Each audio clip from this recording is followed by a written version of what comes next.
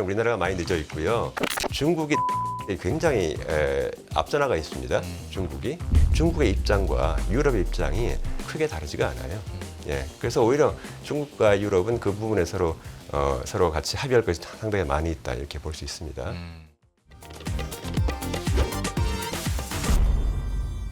유럽 위에 선거가 있었는데 여기는 선거가 치러지기 전부터 각종 테러서부터 시끌벅적했습니다. 그리고 선거 출구조사가 나왔더니 우파들의 약진이 두드러지다 보니까 여기에 대해서 의미 해석들이 정말 많이 나왔고요. 결과가 어느 정도 나오다 보니까 프랑스 마크롱 대통령은 의회 해산까지 발표를 한 상황입니다. 지금 유럽 분위기는 어떤지 유럽 전문가, 유럽 통과 함께 이야기 나눠보도록 할 텐데요. 고려대 국제대학원 김흥종 특임 교수 모시고 이야기 나눠보도록 하겠습니다. 어서 오십시오. 네, 안녕하십니까. 예, 교수님. 안녕하십니까. 네. 일단 선거 결과에 대해서 네. 평을 듣기 전에 네. 막 테러가 계속 있었잖아요. 한 번 있었던 것도 아니고. 예, 여러 번 있었는데. 예. 여러 번 있었죠. 예, 덴마크 총리 피습당하고 예, 그런 거 유럽의 있었습니다. 의원 괴한에게 습격당하고 네. 가방으로 맞고 그랬었죠. 네. 어쩌다 분위기가 이렇게 돼가고 있었던 겁니까? 지금 전 세계가 미국도 그렇고요. 극단적으로 지금 정치 성향이 갈리고 있죠. 네. 그러니까 이제 중간 계층이 점점 사라지고 양극단의 정치가 계속되고 있다 보니까 아무래도 서로가 서로에 대해서 이제 증오심이 더 커지고요. 이런 식의 사건 사고로 이어지는 것이 아닌가 이제 그렇게 생각합니다. 그런 상황에서 이제 결과도 물론 출구조사보다는 약간 낮게 나왔습니다만 그래도 극우파가 굉장한 약진을 보였습니다. 네. 여기에 대해서는 좀 어떻게 보시는지 선거 결과에 대해서도 해석을 해주시죠. 출구조사는 사실 굉장히 충격적으로 나왔었고요. 그거보다는 실제는 이제 그만큼은 아닌 것인데 재미있는 것은 뭐냐면 출구조사에서 그렇게 더 극우가 더 많은 의석을 차지할 걸로 이렇게 예상이 됐다고 하는 것은 결국은 내가 그쪽을 지지한다라고 하는 사람은 공공연하게 지금 얘기하고 있다는 것이고요.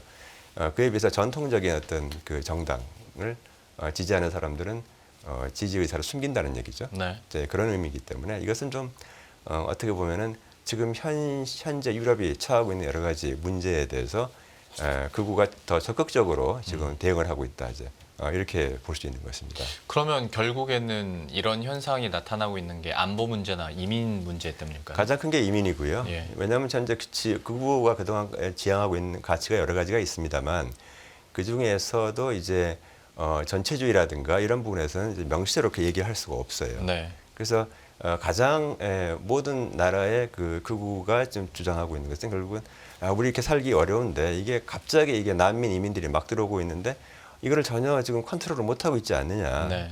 지금 이래 가지고 문제가 되고 있으니 우리한테 권력을 주면 우리가 그걸 잘 통제하겠다.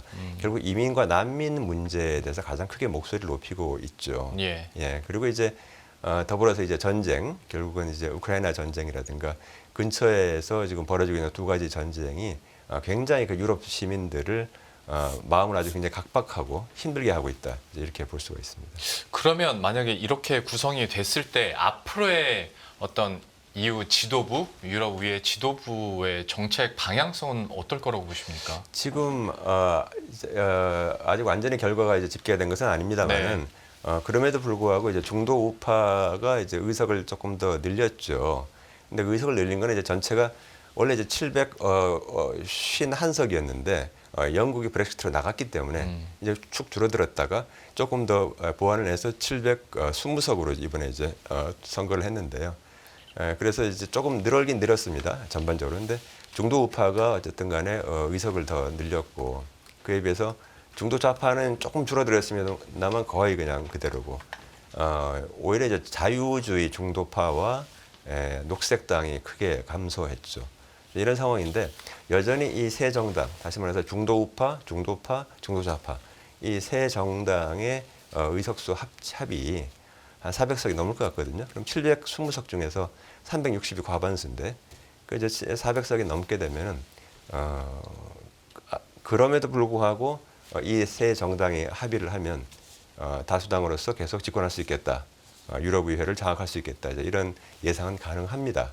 예, 다만 이제 극우가 이제 몇 가지가 있는데요. 극우가 한 25% 정도 의석을 차지할 것 같으니까 네. 이제는 무시할 수 없는 그런 목소리를 내게 되는 것이죠. 그러면 이거는 이제 정치적인 부분이긴 하니까 경제 쪽으로 간다면 경제 정책은 어떻게 펼쳐질까요? 경제 정책에서 이제 가장 특기할 만한 것은 이제 녹색 그린 정책이 과연 어떻게 되느냐는 건데 사실 녹색 의제. 예, 유럽이 사실 그 의제를 계속 좀 선도를 해왔고 지난번에 2019년도에 그 지난번 집행부가 들어섰을 때 바로 들어서자마자 2019년 11월에 유럽 그린딜을 처음에 시작을 했습니다. 네. 그래서 그걸 굉장히 강하게 밀어붙여 왔고요. 그 다음에 지금 현재 녹색당은 독일을 포함해서 이제 많은 나라에서 지금 현재 연정에 참여하고 있는 그런 정당이죠. 그래서 이미 상당히 이제 기존 정당화 이렇게 되어 있는 상황이고 이런 상황에서 전반적으로 녹색 정책에 힘이 좀 빠질 것 같다. 지금 현재 그렇게 생각되고 있고요. 지금 중도우파 EPP라고 하는 중도우파 지금 우르줄라 폰더라이언 그 EU 집행위원회 위원장이 속해 있는 바로 중도우파가 녹색 의제에 대해서 과거보다는 조금 더 거리를 두려고 하고 있습니다. 예, 그래서 아무래도 그 추진력이 조금 떨어지지 않을까 이렇게 생각이 됩니다. 예. 그리고 저희가 앞에서 미중 패권 전쟁 얘기를 했는데 네. 유럽 같은 경우에도 중국에 대한 뭐 관세 부과, 관세 강화 뭐 이런 고율 관세 계속 소식들이 나오고 있거든요. 여기와 관련해서는 앞으로의 전망 어떻게 하십니까? 제가 이렇게 유럽 그렇고 국제회의도 다녀보고 사람들하고 얘기를 해보면요. 네. 지리적인 거리를 무시할 수가 없어요. 이게 무슨 얘기냐면은 우리가 사실 러시아에 대해서 이 동아시아 동북아 국가들이 러시아에 의한 안보 위협을 그렇게 크게 느끼지는 않고 있죠. 근데 유럽은 러시아를 굉장히 큰 위협으로 느끼고 있고요. 네. 반대로 중국에 대해서는 유럽은요, 이게 멀리 떨어져 있다 보니까 조금 뭐랄까 협력 대상으로 보는 시각이 굉장히 강합니다. 아. 예, 그래서 일종의 그 역할 분담 같이 그렇게 돼버렸어요. 무슨 얘기냐면 EU 차원에서는 굉장히 그 반중국의 목소리가 강한데 비해서 네. 회원국 차원으로 내려가게 되면은 회원국과 중국과의 어떤 경제 관계는 대단히 돈독한 특히 이제 중국과 독일과의 관계라든가 중국과 프랑스의 관계는 대단히 돈독한 이런 관계로 있습니다. 그래서 미국과 중국 간에 있었던 어떤 그런 대결 구도만큼 유럽과 중국 간에는 그렇게 대립이 있지는 않을 것이다. 다만 이제 몇 가지 의제에 있어서는 EU 차원에서 공동 대응을 할 것이다. 이렇게 보고는 있습니다. 아, 그러니까 뭐 핀란드나 스웨덴이 나토 가입한 거에 대해서는 굉장히 민감하게 받아들일 수 있으나 네. 미중 전쟁이 격화된다고 해서 우리도 중국과 척을 질 거야 그러진 않고. 그거보다는 미중 경쟁이 격화되고 있으니까 야 우리가 어떻게 하면 좀 이익을 얻을 수가 있을까? 뭐 이런 생각을 하는 것이죠. 지금처럼 실리 추구 쪽으로 계속 가는 거네요. 예, 그러면. 그렇지만 그럼에도 불구하고 중국이 이제 지금 보면 예를 들어서 역외 보조금 문제라든가 이런 것은 이유가 강경하거든요. 네. 왜냐하면은 역외 중국 내에서 보조금을 받은 중국 기업들이 유럽에 와서 시장 질서를 교란하는 걸 못 보겠다는 거예요. 이제 그런 거는 강하지만 기본적으로 협력 관계, 경제 협력 관계를 강화시키자. 이것이 서로 입장이 맞고요. 중국이 녹색 정책이 굉장히 앞서 나가 있습니다. 중국이 굉장히 앞섭니다. 특히 네. 신재생 분야에서는 굉장히 앞서 있습니다. 네. 지금 앞서 있기 때문에 중국의 입장과 유럽의 입장이 신재생 분야에 있어서 크게 다르지가 않아요. 예, 그래서 오히려 중국과 유럽은 그 부분에 서로 같이 합의할 것이 상당히 많이 있다 이렇게 볼 수 있습니다. 네. 신재생 정책에 대해서도 또 경제 정책과 연관이 있는 분야니까. 우리나라가 많이 늦었죠. 우리나라가 신재생에서 선진국 중에서는 우리나라가 많이 늦어 있고요. 선진국 중에서는 중국과 유럽이 제일 앞서 있다 이렇게 보시면 되겠습니다. 알겠습니다. 여기에 따른 이 유럽과 또 중국과의 시너지도 한번 봐야 될 것 같고 우리 경제 정책이 또 어떻게 될지도 한번 지켜보도록 할 텐데 이 부분은 뭐 뒤에서 더 얘기하기로 하겠고 그 유로존 경제에 대해서도 좀 평가를 해주세요. 어쨌거나 작년에는 좀 힘들었지만 올해 1분기 들어서는 반등을 했고 유로존 경제 성장률 전망치도 좀 상향 조정되고 있는데 지금 경제 상황은 어떻게 평가하십니까? 조금 나아졌다고 하지만 여전히 그 절대적인 수준이라고 하는 것이 유럽이 지난 몇 년 동안 계속 특히 2010년도 유럽 경제 위기 이후에 지속적으로 저성장을 사실 해온 겁니다. 네. 그렇게 해왔기 때문에 지금 지난 15년간 글로벌 경제 위기 이후에 15년을 지나고 있으면서 유럽과 미국의 소득 격차가 굉장히 커졌습니다. 지금 미국의 1인당 소득 대비 소득을 100이라고 봤을 때 독일이 그 잘 나가는 독일이 그 70 정도밖에 안 되고 있고요. 그 다음에 다른 나라들은 50을 살짝 넘습니다. 50도 안 되는 나라들도 있고요. 미국이 너무너무 잘 나가고 있기 때문에 지금 현재 그런 상황이 되는 거거든요. 이렇게 선진국 내에서 소득 격차가 확대가 되고 있기 때문에 지금 올해 들어와서 약간 좀 반등을 했다고 해도 그 수준이라는 것은 미국은 2%대에서 왔다 갔다 하고 있고 여기는 0%대에서 왔다 네. 갔다 하고 있으니까 서로 비교할 수 있는 그런 것은 아니죠. 뭐. 이거 근데 경제 지표가 좀 나아지기 전까지만 해도 유로존 스태그플레이션 얘기까지 나왔었거든요. 이 인플레이션이 문제는 굉장히 좀- 컸었죠. 네. 인플레이션의 문제가 굉장히 컸었는데 유럽이 아무래도 내수가 약하거든요. 네. 수요가 약했기 때문에 금방 오히려 인플레이션이 굉장히 높다가 이제 금방 사그러들었고요.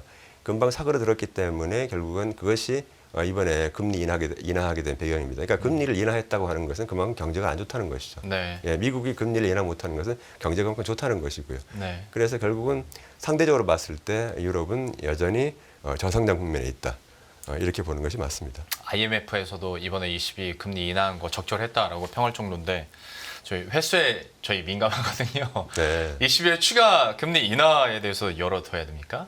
ECB는 제가 지난 한 2, 3년 정도를 이렇게 보게 되면은 미국 페드에 비해서 훨씬 금리 정책을 잘해요. 예, 잘합니다. 굉장히 잘해요. 잘하고 적게 잘 올리고 적게 잘 내리고 있습니다. 그래서 굉장히 아주 예리하게 잘하고 있고요. 지금 현재 그 금리를 인하했다는 것은 조금 더 경제, 좀 인플레이션의 문제가 어느 정도 해소가 됐다 이렇게 보는 것이고 코어 인플레이션 같은 경우도 보게 되면 코어가 이제 좀 상당히 낮은 수준에서 유지가 되고 있기 때문에 결국 이거는 뭐냐면 외부에서 수입되는 인플레이션, 예를 들어서 이제 에너지라든가 이런 부분에 수입되는 인플레이션을 다 포함하는 게 제거했을 때 상당히 낮은 수준에 유지되기 때문에 이것은 금리 인하의 배경이 되고 있고 결국 내수를 더 진작시킬 그런 필요가 있는 단계까지 왔다 이렇게 볼 수 있는 것이고 미국은 이미 코어가 오히려 더 높기 때문에요. 네. 이 얘기는 뭐냐면 결국 내수가 계속 화랑이라는 얘기니까 결국 금리를 가지고 계속 그 내수를 안정시킬 그런 필요가 있는 것이고요. 미국 얘기 하신 김에 미국 경제는 어떻게 평가하십니까? 미국 경제는 제가 작년부터 계속 여러 경제 전문가들이 뭐 3분기부터 하반기부터 미국 경제 침체한다. 또 4분기부터 침체한다. 내년부터 올해부터 침체한다. 계속 그 얘기는 저는 전혀 아니라 계속 얘기했거든요. 네. 미국 경제는 작년에도 너무너무 좋았고 올해도 계속 강한 그 내수 소비가 강하게 뒷받침되기 때문에 그리고 그 소비의 그 배경이 되는 것이 결국 뭐냐면은 미국이 미국답지 않게 저축률이 지금 팬데믹 이후에 상당히 높고요. 네. 소비할 수 있는 여력이 있고 미국 국민들이 우리나라나 뭐 다른 나라에 비해서 굉장히 소비 성향이 높기 때문에 지금 강한 내수가 뒷받침되고 있기 때문에 선진국 중에서 가장 좋은 그런 경제 성과를 보이고 있고요. 이거는 당분간 이게 꺼지지 않을 것이다. 이제 이렇게 보고 있습니다. 그래서 이것은 결국 팬데믹 이후에 여러 가지 그 상황에 따라 이렇게 된 것이기 때문에 올해도 저는 지금 이렇게 계속 가게 되면은 정말 4, 4분기 돼서나 그때 상황을 봐야겠지만은 그때 가서나 뭐 금리 인하를 좀 생각해 볼 수 있을까? 오히려 좀 금리를 올려야 되는 거 아닌가? 뭐 이런 생각까지 할 정도다. 그러니까 굉장히 지금 이게 차이가 커지고 있다. 네. 이렇게 볼 수가 있습니다. 말씀해 주신 것처럼 미국은 경제 지표가 나올 때마다 너무 좋아. 그러면 금리 인하 힘들겠는데 이런 시나리오가 올해 내내 반복이 됐었으니까요. 네. 그러면 이제 금리 인하 미국 얘기, 연준 얘기를 해봐야 될 것 같은데 네. 두 번 내리냐, 한 번 내리냐 시장에서는 한 40대 40 정도로 좀 네. 지금은 팽팽한 것 같고 네. 뭐 이번에 워낙 그 고용 쪽 지표가 잘 나오다 보니까 그러는데 대신 지금 시장에서는 고용보다는 뭐 CPI나 PC 쪽 그러니까 물가 지표를 많이 보는 것 같긴 합니다만 과연 그러면 어떻게 될까? 아까 4분기에나 내릴 수 있을 거다. 그러면 12월 얘기도 그래서 많이 나오는 것 같은데 교수님께서는 어떻게 보시나요? 저는요 지금 무슨 뭐 인디안 기구제 같아요. 시장은요 지금 인디안 기구제 지내고 있어요. 네. 그냥 뭐 어떻게 비가 올 때까지 계속 지금 비가 내릴 거야, 곧 내릴 거야, 다음 달에 내릴 거야 계속 그 얘기하고 있는데 네. 페드는 결국은 그때의 경제 상황에 따라서 결정하는 것이지 지금 현재 페드도 사실은 12월 달에 가서 뭐 어떻게 될지 또는 하반기 가서 어떻게 될지 사실 모르는 거거든요. 근데 그래서 그냥 경제 단기적 예측을 하는 것인데 단기 예측이 현재 당분간은 계속 급락할 그런 가능성은 별로 없다고 저는 보고 있기 때문에 네. 잘해야 한번 그것도 연말 대사나 한번 하지 않을까 이렇게 생각이 들고요. 네. 그리고 이제 커다란 어떤 사건 커다란 사건이 다시 이제 시작이 되지 않는 한, 어디서 돌발 변수가 있지 않는 한 계속 이 전망대로 갈 것이다 이렇게 보고 있고, 전쟁이 이제 사실 두 개의 전쟁이 지금 계속 지금 이제 걸림돌을 작용하고 있습니다만은 세계 경제의 그 거시적 전망에 크게 영향을 주지는 못하고 있어요. 왜냐하면 지금 이미 적응을 해버렸습니다. 세계 경제가 적응을 해버렸기 때문에 여기서 만약에 전쟁이 이제 하나가 해결이 된다라고 하면은 오히려 반등의 요인은 될지라도 지금 현재의 전쟁이 조금 더 격화된다고 해가지고 그에 따라서 세계 경제가 어떤 큰 문제를 갈 거다. 이제 그렇게는 보기는 어려운 상황이다. 이제 이렇게 이런 상황입니다. 아하, 미국 경제에 대해서 평가나 아니면 또 연준의 통화 정책 스탠스, 향방들, 전망들 이렇게 들어봤고요. 다시 유럽 쪽으로 좀 넘어오면 앞에서 제가 잠깐 우는 띄었습니다만은 핀란드와 스웨덴의 나토 가입 이것 때문에 이제 지정학적 리스크, 러시아와의 어떤 갈등들 다시 부각되고 여러분들도 뉴스는 많이 보셨을 것 같습니다. 이 문제에 대해서는 좀 그러니까 러시아와의 관계들 어떻게 양상이 펼쳐질까 좀 시나리오를 써주시겠어요? 핀란드와 스웨덴은 현재 나토에 가입할 수밖에 없는 상황이 됐고요. 왜냐하면 안보 위협 때문에 더 이상 중립국의 위치를 유지할 수 없는 상황이 돼서 불가피하게 가입을 했는데, 제가 지난 2월 달에 인도 뉴델리에서 국제회의 가서 러시아 학자들을 하고 러시아 의회 의원들, 두마 의원들을 만났어요. 네. 그래서 이제 그 비공개 회의를 저희가 이제 한 20명 정도가 모여가지고 이렇게 했는데, 이제 그때도 이제 그러더라고요. 이제 사람들이 이제 그 핀란드 그 나토 가입 아니 뭐 우크라이나 전쟁 일으켜가지고 러시아가 뭐 안보 위협 때문에 일으켰다고 하는데 나토 확장하니까 그 결과가 결국은 핀란드의 나토 가입 아니냐, 오히려 나토가 더 확장된 거 아니냐, 약간 이런 식으로 조롱하는 듯이 그렇게 얘기를 했는데, 러시아 측 대답은 이거예요. 핀란드가 나토에 가입을 한 것은 러시아의 안보 위협이 아니라 핀란드의 안보 위협이 증가한 것이다. 이제 그렇게 얘기를 하고 있고요. 그래서 전반적으로 이 나라들, 다시 말해서 러시아와 접경 지역인 핀란드라든가 발트 3국이라든가 그다음에 지금 우크라이나 포함해가지고 또 조지아라든가 이런 국가들의 전반적인 안보 위협이 증가하고 있다. 이거는 맞는 것 같아요. 그 이유는 뭐냐면 러시아가 그걸 용납하지 않을 거라고 하는 것이죠. 결국은 핀란드라든가 발트 3국을 침공하지는 않을 거예요. 그러나 그럼에도 불구하고 약한 고리가 몇 개 있죠. 조지아라든가 몰도바 일부죠. 이런 지역에 대해서는 결국은 러시아는 19세기 때 러시아 제국 시절에 있었던 그 노보로시아, 그 러시아 그때의 그 영토를 결국 회복하는 것이 러시아의 궁극적인 목표이기 때문에 계속 팽창 정책이 계속 유지될 것이다. 그렇게 보는 것이 맞습니다. 러시아와의 그러면 갈등은 격화될 거로 보십니까? 아니면... 러시아의 갈등은 앞으로 30년 동안, 그러니까 앞으로 30년 동안 계속 격화될 것이고, 일단 푸틴의 입장에서는 지금 현재의 국경선, 점령 지역을 유지하는 것이 1차 목표는 달성한 거예요. 네. 그러니까 푸틴의 휴전을 원하고 있는데 서방이 휴전을 거부하고 있다? 그 말은 맞는 말이에요. 왜? 푸틴은 현재의 점령 지역을 러시아 영토로 인정을 하고 여기서 1단계 끝내자는 겁니다. 네. 그 다음에 2단계는 언제 하냐? 그 10년, 20년 뒤에 또 하는 거죠. 그렇게 해서 계속 결국은 흑해 연안에 있는 그 오데사 지역을 포함한 그 모든 지역, 흑해를 장악하는 바로 그것이 궁극적인 목표이기 때문에 아직 오데사 장악하지 못했지 않습니까? 네. 그렇기 때문에 그쪽으로 계속 갈 것이다. 앞으로 몇십 년 동안. 그러니까 유럽도 그걸 알고 있죠. 그러니까 이번에 여기서 휴전을 하거나 정전을 해버리게 되면 이것은 안보 위협이 끝나는 것이 아니라 계속되는 것입니다. 너무 여러 정보들을 듣다 보니까 궁금해지는 게 네. 그럼 미국과 중국, 유럽과 러시아, 또 유럽과 중국의 역학 관계는 그러면 앞으로 어떻게 되는 겁니까? 미국이 이제 혼자서 다 할 수 없는 그렇게 상대적으로 힘이 약해져서 그렇게 됐다라고들 많이 얘기를 하는데 네. 그 말은 맞는 말이죠. 그 말은 맞는 말인데 과거에는 미국과 유럽이 굉장히 힘이 비슷했고요. 15년 전에 EU의 총 GDP가 미국보다 컸습니다. 네. 컸어요. 뭐 16조 달러일 때 미국은 14조 달러 이랬었습니다. 한 2조 달러 더 높았었는데 지금 완전히 뭐 상대가 안 될 정도로 이렇게 벌어졌는데, 지금 미국의 문제는 뭐냐면 미국은 너무너무 경제가 잘 나가고 있고 그다음에 뭐 굉장히 큰 성장을 하고 1인당 GDP가 한 8만 불입니다. 지금. 이렇게 되고 있는데 미국의 문제는 뭐냐면 혼자서 이제 못해요. 왜냐하면 EU하고 일본이 전부 다 지금 가라앉아 버렸기 때문에. 그리고 브릭스 국가들이 굉장히 커졌죠. 네. 중국만 커진 게 아니죠. 인도도 커지고 브라질도 커지고 다 커졌습니다. 인도네시아도 커지고 이러다 보니까 과거에는 여러 나라, 자기가 제일 크지만은 여러 나라 다른 like minded country와 같이 해서 손쉽게 뭔가를 할 수가 있었는데 이 나라들이 다 없어지고 혼자서 상대를 해야 되게 된 거예요. 혼자서 브릭스 국가와 중국을 상대해야 되기 때문에 지금 힘들어 보이는 거예요. 굉장히. 네. 그래서 미국의 힘이 약화됐다라고 얘기하는 건데 미국의 상대적 힘이 약화됐다고 하는 것은 1945년도 이후에 다른 나라 다 쑥대 마실 때 전 세계 GDP 40%를 하고 있을 때 그때의 얘기지. 경제력으로 봤을 때는 지금 현재 굉장히 잘 나가고 있는 것이다. 그러나 혼자 해야 되니까 지금 굉장히 힘든 것이고요. 브릭스 국가들 같은 경우에 그럼에도 불구하고 미국이 이 국제 정세에서 주도권을 쥘 수 있는 여러 가지 많은 옵션을 갖고 있어요. 왜냐하면 브릭스 국가들이 말이 브릭스지 서로 다 이해관계가 다르고요. 사이가 별로 안 좋아요. 중국과 인도는 대단히 사이가 안 좋습니다.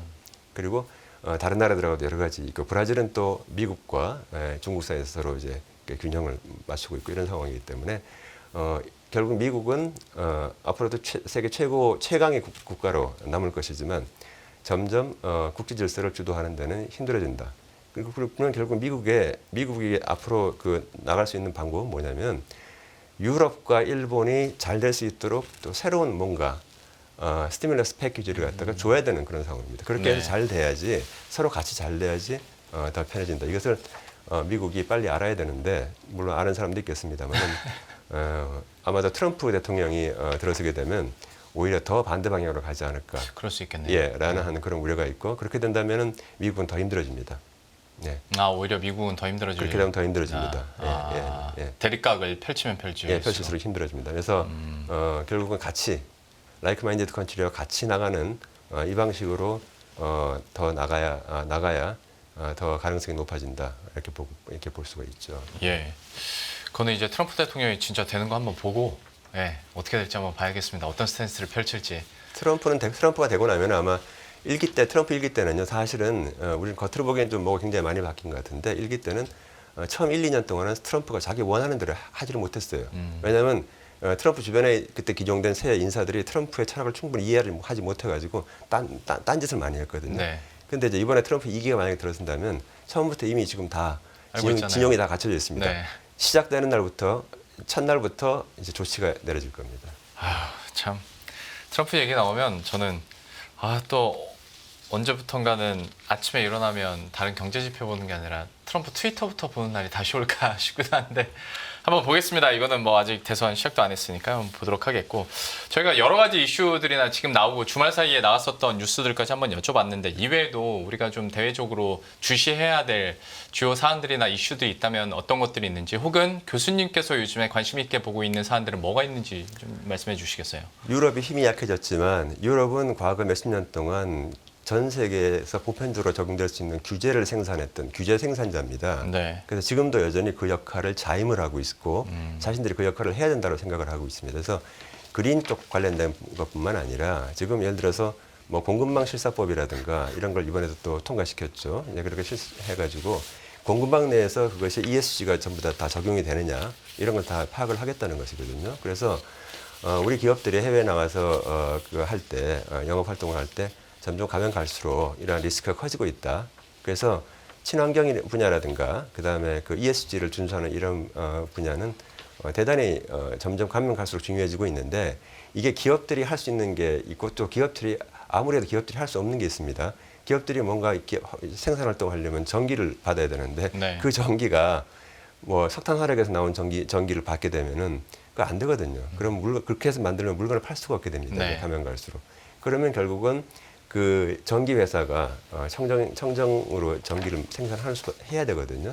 그래서 바로 이러한 부분 때문에 결국은 지금 이 유럽 의회의 결과가 이렇게 나왔습니다만은 그린 정책에 있어서 유럽은 저 앞에 있고 중국도 저 앞에 있고 우리나라는 여기 있기 때문에 이렇게 이쪽에서 힘이 약해졌다고 해서 우리는 그럼 조금 쉬어가자 이렇게 하면 안 된다는 거예요. 우리는 많이 뒤졌기 때문에요. 우리는 계속 친환경 쪽으로 계속 가속 페달을 밟고 친환경 쪽으로 해야지 내가 돈을 벌 수 있겠구나라고 하는 것을 민간 기업들이 알 수 있도록 그렇게 인센티브 구조를 쉼없이 바꿔 나가야 된다.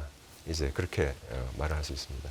얘기 나온 김에 그러면 우리나라의 스탠스, 정책적인 스탠스는 좀 어떻게 가야 되는지 좀 더 구체적으로 좀 설명을 해주시겠어요? 자, 원전 원전 좋아요. 네. 원전이 이제 유럽도 이건 좀 논쟁적입니다. 네. 원전을 중간 브릿지 에너지를 통로 한 다음에 그 다음에 재생으로 가느냐, 아니다 원전을 배제하고 가느냐, 이게 이 두 파가 있죠. 프랑스가 이제 원전을 하고 브릿지 에너지를 하자는 거고, 독일이 이제 그 반대의 경우인데, 우리나라 같은 경우 이제 원전을 갖다가 그 중간 브릿지 에너지를 하더라도 지금부터 원전을 지으면 10년 뒤에 원전을 사용할 수 있거든요. 네. 지금 그런 상황이기 때문에 10년 동안 어떻게 해야 되느냐. 신재생은 짓고 나서 한 1, 2년 만에 그 에너지를 생산할 수가 있거든요. 전기를 생산할 수가 있어요. 그러니까 결국은 원전은 원전대로 하더라도 원전만을 해가지고 신재생 쪽의 동력이 약화되는 우를 보면서는 절대로 안 된다. 이제 그 말씀을 드리고 싶습니다. 그래서 풍력도 그렇고 태양광도 그렇고요. 모든 종류의 그 어떤 그 신재생 일 계속 가속화시켜야 되고요. 신재생 얘기 나오면 항상 이제 나오는 얘기가 우리나라는 신재생 하면 여건이 안 된다. 뭐 안 되죠. 예, 불리한 경우가 많은데 그 불리한 경우를 극복할 수 있는 기술 개발이 될 수 있도록 인센티브 구조를 바꿔줘야 된다. 그쪽에서 연구를 지금 기술 수준이 부족하니까 그 기술이 더 발전될 수 있도록 그 방식으로 계속 몰아붙여야 된다. 이렇게 얘기를 할 수가 있습니다. 네. 아무래도 지금 유럽과 중국에서 같이 맥을 하고 있는 게 또 녹색 의제이기 때문에 우리나라에 대한 정책에 대한 제언에 대해서도 교수님께서는 더 신재생 에너지, 뭐 원전도 물론 중요하겠지만 중간 브릿지 역할을 해줄 수 있는 이외의 신재생 에너지에 대한 정책들 그리고 당근책들도 좀 필요하지 않겠나라는 제안까지 해주셨으니까 저희들도 참고하면서 앞으로의 정책들 한번 지켜보도록 하겠습니다. 오늘 유럽 이야기들 이렇게 함께 살펴봤고요. 교수님은 여기서 인사드리도록 하겠습니다. 고려대 국제대학원 김흥종 특임교수와 함께했습니다. 오늘 말씀 고맙습니다. 네, 감사합니다.